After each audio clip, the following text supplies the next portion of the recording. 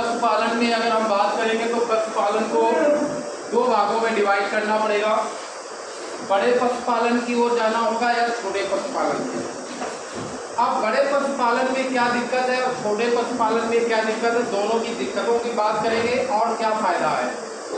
बड़े पशुपालन वह लोग करना चाहते हैं जो बड़े खेतिहर हैं, जिनके पास ज़्यादा जमीन है, ज़्यादा पैसे हैं।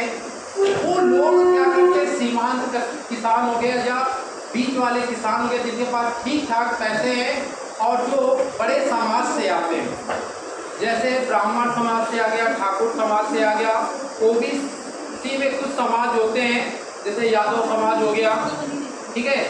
ये लोग क्या करना चाहते हैं, बड़े ही पशुपालन करना चाहते हैं। क्या करना चाहते हैं, बड़े पशुपालन करना चाहते हैं। छोटे पशुपालन करने में क्या करते हैं, इन्हें शर्म लगती है। तो सबसे पहले बात हम जिसकी बात कर रहे हैं कि पशुपालन दो प्रकार से होता है, बड़े पशु और छोटे पशु। बड़े पशु कौन पालता है, जिनके पास ठीक ठाक पैसे होते हैं, जिनके पास जमीन होते हैं, जो पैसे वाले होते हैं, वो लोग करते हैं। क्योंकि वो अपनी इमेज की, जो अपनी इमेज होती, शर्म के मारे छोटे पशु नहीं पालन करते हैं। अब यहाँ छोटे पशुपालन कौन कौन करते हैं, छोटे पशुओं में कौन कौन आता है। सबसे पहले बड़े पशुओं में देख लेते हैं, गाय है, भैंस है, ऊँट है और घोड़ा है। ऊँट ये पहले पाला जाता था, राजस्थान में पाला जाता था, और ये हमारी जो सरकार होती थी, भारत सरकार, बीएसएफ सुनी होगी ना, बीएसएफ के लिए ऊँट देती थी। और इसमें क्या देती थी, बीएसएफ आपको देती थी। बीएसएफ जानते हो, भारत की जो बॉडी जो सुरक्षा करती है उसके लिए, हाँ, तो उसमें सरकार देती थी। और राजस्थान में क्या नियम लगा रखा था, एक ऊँट पालोगे तो उसमें उसका बच्चा आएगा तो 10,000 रुपये सब्सिडी मिलती है। अब धीरे धीरे हमारी सरकार ने क्या कर दिया है, बढ़िया आधुनिक गाड़ियाँ आ गई तो ऊँट वाली समस्या खत्म कर दी है। तो अब राजस्थान में सरकार ने ऊँट वहीं पाले जाते हैं, वहीं समस्या है। घोड़े बड़े ही लोगों की सेवा करने में थे। अब आगे दो चीज़ें, अब दो पर फोकस ज़्यादा किया जा रहा है, गाय और भैंस। विश्व में सबसे ज़्यादा गाय पाली जाती है। भैंस कहाँ पाई जाती है, एशिया में पाली जाती है। एशिया जानते हो ना, एशिया के देश पढ़ाई लिखाई की होगी तो बांग्लादेश हो गया, भारत हो गया, भूटान हो गया, ये जितने हैं, म्यांमार, चीन, यहाँ पर बस भैंसों का ही होता है। स्विट्जरलैंड भी भैंसें जाती है अपने देश की, बाहर ले जाते कुछ है, लेकिन गाय कई विश्व में कई जगह पाली जाती है। भैंस एशिया में रहती है, ये सबसे ज़्यादा गाय की फार्मिंग की जाती है। इसके छोटे पशुओं का पालन करने में आपको क्या है, अगर बड़े पशु पालन करोगे तो अगर आपके पास ज़्यादा होंगे, 10 से अधिक पशु होंगे, तो आप क्या कर सकोगे, प्रॉफिट में जाओगे। अगर 10 से कम भैंसें गाय हुई तो आप घाटे का सौदा होगा, क्योंकि लेबर 4 में उतने लगेंगे, 10 में भी लगेंगे। अब हम लोग किसान खेती से जुड़े, हमारे पास 5 बीघे हैं, आपके पास 10 बीघे, किसी को 25 बीघे हैं, तो भूसा पूरा टोटल खेत से आ जाता है, गेहूं का गल्ला खेत से आ जाता है। अगर यही सब कुछ हमें क्या करना पड़े, खरीद के लाना पड़े और लेबर लगा के करना पड़ेगा। पीछे वाली सीट में अगर पीछे कहने का मतलब है कि यही सब चीज़ें आपको खरीद के लानी पड़े। क्या लाने पड़े, खरीद के लाना पड़े, तब बताना। और लेबर लगा के काम करो और शहर में बिजली डाल दो तो तुम्हें घाटे का सौदा होगा। वहाँ देखा होगा कि आपकी बकैना भैंस बाहर निकाल देते। बकैना भैंस जानते हो ना, दूध कम हो गया, वो गर्भित हो गई, उसके पेट में बच्चा ठहर गया, तो वो कह देते इस भैंस को ले जाओ, 60,000 में आप 30,000 में हमसे ले जाओ, दुगने में हम आपसे खरीद लेते। वापसी लेते हैं ना, वो पूरा कह देते हैं कि इतना होता, फिर भी वो जानते हैं कि हमें घाटा रख लेते, क्योंकि हमें दूध पर काम करना है, तो ज़मीन कम है भैया, हमें निकालनी पड़ेगी। ये प्रोसेस करते हैं। तो इसमें ज़्यादा जब रखोगे तब प्रॉफिट कमा पाओगे। सर ने भी समझाया था दूध भैंस गाय के दूध में कितना बेच। अब छोटे पशुपालन में क्या होता है, छोटे पशुपालन में जिनके सबसे पहले कौन पालते हैं, एससी कास्ट, ठीक है। आज बुरा मत मानना कोई एससी कास्ट, लेकिन ये सबसे ज़्यादा वही पालते हैं, भेड़ बकरी का कारण वही करते हैं। इसके बाद सुअर पालन वही करता है, ठीक है, ये कारण करते हैं। ये छोटी कास्ट या जिनके पास खेती ही नहीं है या 1-2 बीघा खेती है, वही पशु भेड़ बकरी और सुअर पालन करते हैं। खरगोश और कुत्ता पालन ये भी अमीर लोगों की शौक है, अभी बताएंगे इसका। तो छोटे पशुओं में हम क्या कर रहे थे, इस पर थे। लेकिन सुअर पालन में आपको प्रॉफिट बता दे तो आप कहोगे एससी समाज का कोई फाउंडेशन नहीं। सुअर पालन में क्या होता है, जो फीड होता है 1 किलो जो उसका दाना मिश्रण होता है, जो दाना मिश्रण होता है जिसका फीड कहते हैं, उसका खर्च जो आता है 45 रुपये आता है, 1 रुपये का इसका फीड बनता है। जैसे मुर्गी का नहीं फीड आता है, पहले आता है प्रो, फिर स्टार्टर आता है, फिनिशर आता है, 3 आते हैं। 3 प्रकार के उसको चारे दिए जाते हैं फीड। पहले महंगा होता है, फिर उससे सस्ता होता है, फिर उससे लास्ट में होता है। तो ये सुअर पालन में 1 किलो कितना आता है खर्चा। और सुअर अगर दूध नहीं पिला रहा है और बच्चे नहीं दे रहा है तो उसको 2 किलो 1 दिन में चाहिए। 1 दिन में कितना, 1 दिन में उसको 2 kg चाहिए। क्या चाहिए, 2 kg चाहिए। तो कितने का खर्चा आया, 90 रुपए का आया। ठीक है। अगर वही बात कर लेते छोटे पशुओं में, अगर ये गर्भित हो जाएगी, क्या हो जाएगी, पेट में बच्चा आ जाएगा इसके खरगोश में, या दूध पिलाएगी, उस अवस्था में आपको ये चारा कितना हो जाएगा, 3 kg खिलाना होगा। तो कितना हो गया, 135 रुपये। ये खर्चा 1 दिन का आता है। अब खर्चा एक बार जो सुअर होता है इसकी ट्रेनिंग चलती है, 1 महीने की ट्रेनिंग लेने के बाद ही आप पशुपालन में काम कर सकते हैं। तो इसमें सुअर पालन में क्या है, सुअर जो होता है एक बार में आपको 10 से 16 बच्चे देती है बच्चे। अब ये तुम्हारी ट्रेनिंग पर है। अब इसमें देखो खुल के पढ़ना, प्रॉफिट कमाना, तो आपको शर्म छोड़नी पड़ेगी। आप जो संबंध बनाते हैं, जो उसकी माता होती है उस पर सुअर जब क्रॉस करता है तो उसकी जो टाइमिंग होनी चाहिए वो 7 से 8 मिनट होनी चाहिए। क्या होनी चाहिए, 7 से 8 मिनट होनी चाहिए। अगर वो टाइमिंग नहीं है सुअर में तो फिर बच्चे कम आएंगे, 2-3 बच्चे आएंगे। फिर आपको प्रॉफिट, जितने अच्छे ज़्यादा बच्चे उतना ज़्यादा। सुअर जब उसके अंदर मादा को गर्भित करता है तो उसमें बीज जानते हो, उसको इंग्लिश में सीमन कहते हैं। क्या बोलते हैं, तो वो कितने ml डालता है, 250 ml डाल देता है। सबसे पतला सुअर का ही सीमन होता है, ये भी होता है, 250 ml डालता है। अगर इसमें डाल दिया सुअर तो उसके कितने बच्चे आएंगे, और टाइमिंग कितनी होनी चाहिए, 7 से 8 मिनट होनी चाहिए। अगर ये करोगे तो बच्चों की संख्या कितनी आएगी।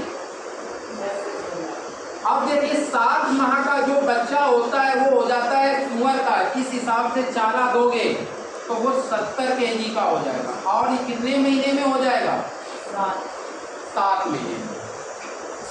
7 महीने कितने का हो गया, 70 kg का हो गया। ये माँ बनने के लिए तैयार है 7 महीने बाद।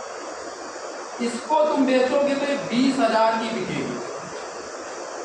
20,000 रुपए का एक बच्चा बिकता है। कितने बिकता है, 20,000 का। कितने का, अगर तुम बताओ 10 बच्चे हुए तो कितने के हो गए, एक बच्चा 20,000 का बिका तो 10 कितने के बचे बिकेंगे, बताइए।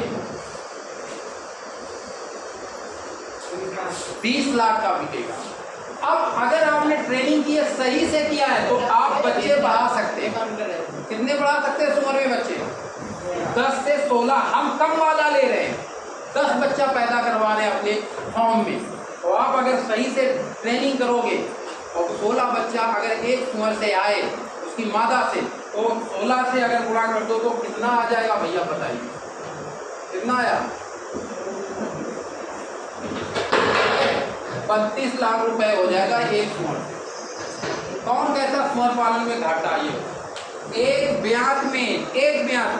और सुअर कितने दिन में ब्याती किसी को मालूम है, 3 महीना 3 दिन में ब्याती है। अब मैं जो एक सुअर का प्रॉफिट बता रहा हूँ एक ब्यात का, अगर 10 बच्चे लिए तो आपका कितना प्रॉफिट है, 20 लाख। और अगर 16 बच्चे मिले तो कितना प्रॉफिट है। एक सुअर कितना खाएगा, जब तक ये 7 महीने का होगा और 20,000 का होगा, 5,000 का खाता है। कितने खाएगा, 5,000 का खाएगा। तो 10 सुअर कितने खाएंगे, शांत रहिए, एक सुअर 5,000 खाएगा तो 10 सुअर कितने खाएगा? 50,000 का खाएगा। प्रॉफिट कितना आएगा? 20 लाख का। 20 लाख में 50,000 हटा दो तो कितना आया? 19। चलो एक और घटा देते हैं, 19 लाख बचा। 16 सुअर लिए तो 16 से गुणा करा दो तो 16 पंचे कितना होता है? 80। क्यों?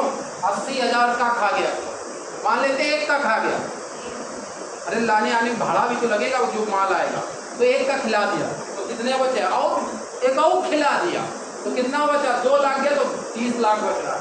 एक सुअर एक ब्याज में कितने का दे रहा है? ठीक है, समझ रहे हो? 1 लाख 2 लाख खा जाने दो, कितना बच रहा है? एक सुअर से एक ब्याज में। एक सुअर एक साल में कितने बार ब्याज तक बच्चा देता मालूम है आपको? 3 बार। देखो उसका 25 दिन का रेस्ट पीरियड होता है। 3 महीना 3 दिन में बच्चा दिया, और तो उसको 1 महीना आपको गर्भित नहीं कराना है।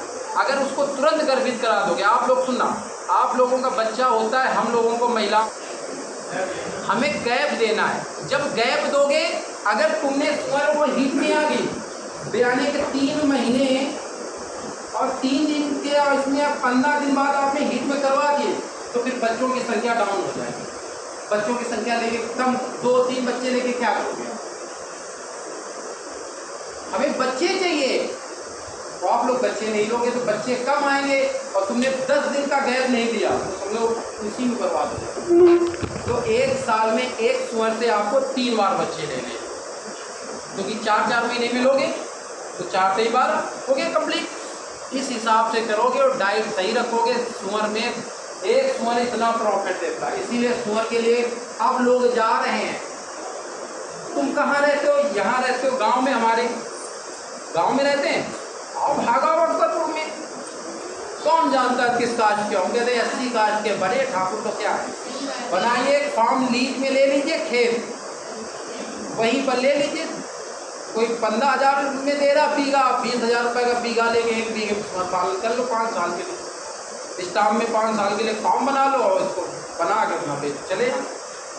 हमारे बगल में एक ठाकुर साहब कर गए थे, पहले आते थे स्कूटर से, वो बीच बीच में बंद हो जाती थी, आ जाते स्कॉर्पियो से।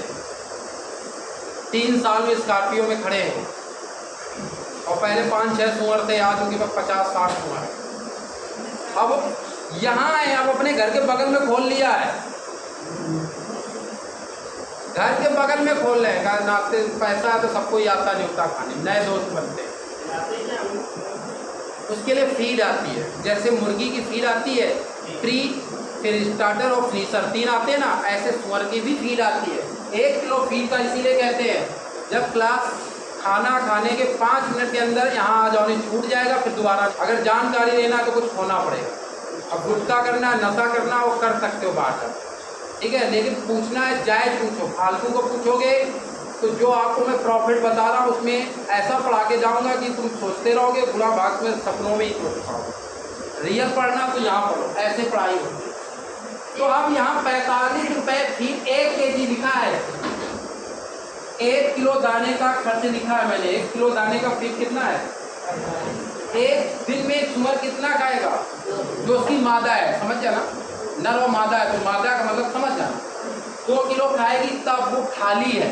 अगर गर्भित है तो कितना खाएगी? तो 3 किलो का खर्चा कितना आ गया? 45, 135 आ गया। वो गुणा भाग आपको आना है, तो वही मैंने खर्चा यहाँ टोटल बताया। अब इसको आपने 7 महीने तक खिलाया, वो होगी 70 kg की। अब इसे आप गर्भित करा सकते हो। जब तक 70 kg का वजन ना हो मादा सुअर का, तब तक उसे आप प्रेग्नेंट नहीं करा। इसके बाद गर्भित जब हो जाएगी, जब उसके पेट में बच्चा आएगा तो आपको फीड बढ़ाना पड़ेगा। 2 से कितना करना पड़ेगा? 3 किलो। अब फीड सुबह शाम दिया जाता था, दोपहर को भी देना पड़ेगा। अब वो जब फीड दोगे तो एक सुअर तैयार होने में कितने खा गई थी? एक सुअर तैयार होने में कितने खा रही थी? 5,000। जब उसके पेट में बच्चा होगा तो वो पूरा टोटल खा जाती है कितना? सॉरी गलती हुई, 8,000 का वैसे खर्चा आता है, और प्रेग्नेंट होगी तो 5,000 का खा जाएगी। तो 13,000 का एक सुअर का खर्चा आता है 1 साल। इस हिसाब से 13,000 खर्चा करिए और सुअर में मैंने प्रॉफिट बचा दिया है। 10 सुअर रखोगे तो आपको पूरा आ जाएगा। लेकिन उसके सुअर में उसके नर जो होता है, नर का मतलब जानते हो ना, जो उसका ब्रीडर होगा, जो उसकी मादा को क्रॉस करेगा, उसकी टाइमिंग मेन है। टाइमिंग कहाँ लिखी मैंने? 7 से 8 मिनट। 8 मिनट। जब वो क्रॉस करेगा संभोग करने के ऊपर, उसकी टाइमिंग मेन है। अगर वो टाइमिंग दिखा के रखा संभोग के समय कितना, तो वो सीमन कितना छोड़ेगा? एक सुअर से, नर से एक मादा को ही 1 हफ्ते में क्रॉस कराएंगे। 4 मादाओं पर 1 सुअर आप रखना पड़ेगा, तब ब्रीडिंग आती है। इसकी 1 महीना की ट्रेनिंग चलता है। एक दिन में हम आपको ज़्यादा नहीं बता सकते, जितना उतना। तो ये हो गया छोटे पशुओं में। ये सुअर का हो गया। लोग नहीं कहते ये इन्होंने कहा 80 समाज, देखो फायदा कितना, फायदे पर जाओ। ये सुअर पे मैंने ये पूरा कैलकुलेशन किया है। वही लगा दें। और ये आप सुनते भी रहिए, लिखते भी रहिए, पेपर में आएगा तो जवाब देना पड़ेगा।